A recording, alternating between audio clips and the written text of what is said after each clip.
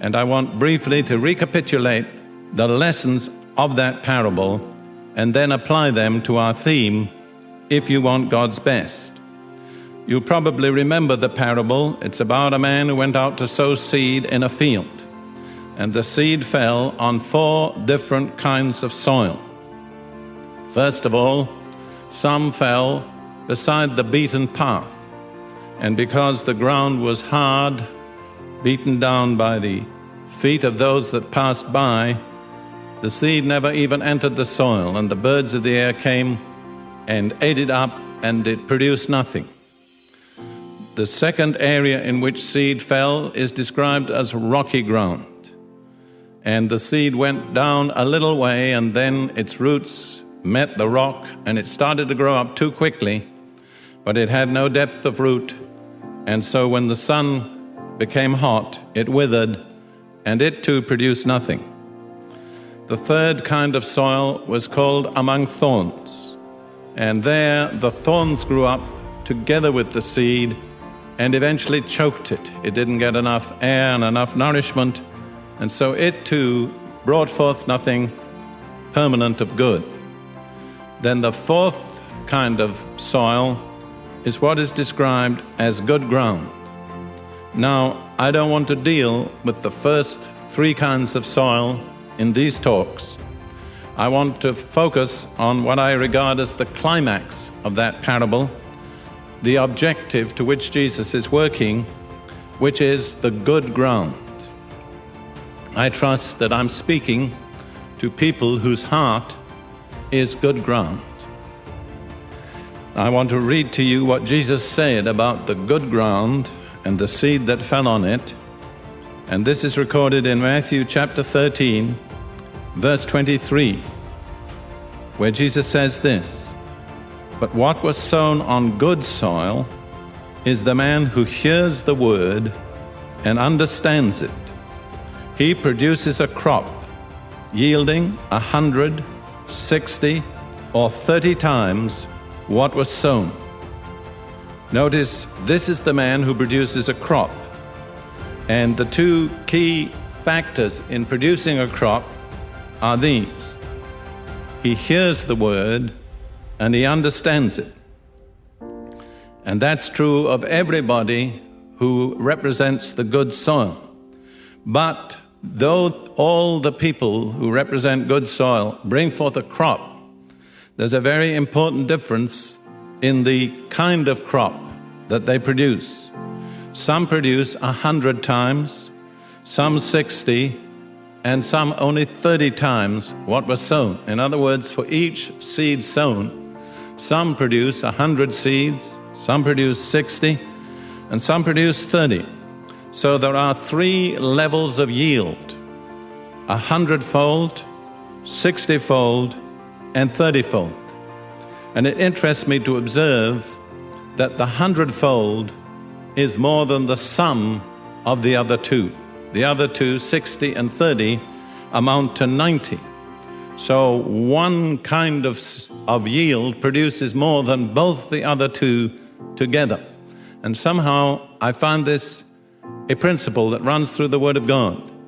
The people who really make it through to full productiveness are much more productive than the people who are only partly productive. Now, I particularly want to focus on the 100-fold. I regard that as representative of the people who want and achieve God's best. And I want to read a comment that Jesus makes in another version of the same parable in Luke chapter 8, verse 15, which is again an interpretation and application of the same parable with particular reference to the good soil. And this is what Jesus says here: "But the seed on good soil stands for those with a noble and good heart, who hear the word, retain it, and by persevering produce a crop." Now, in that description, there are 2 factors which are vitally important, and both of them are related to our theme of wanting God's best. First of all, there's the kind of heart. It's described as noble and good. And an alternative translation for noble is honest.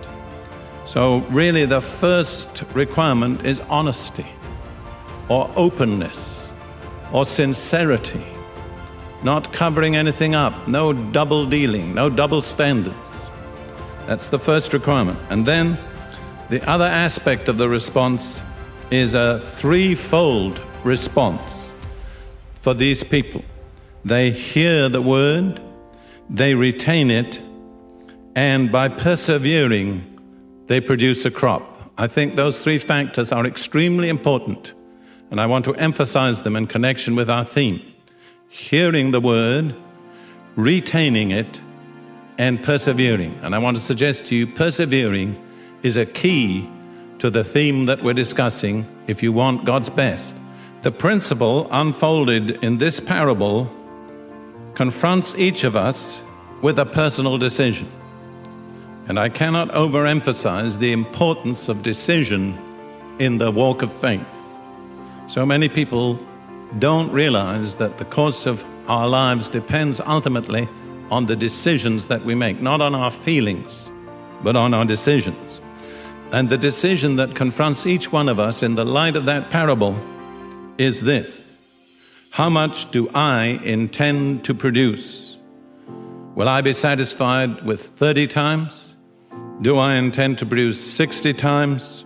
Or am I aiming for God's best?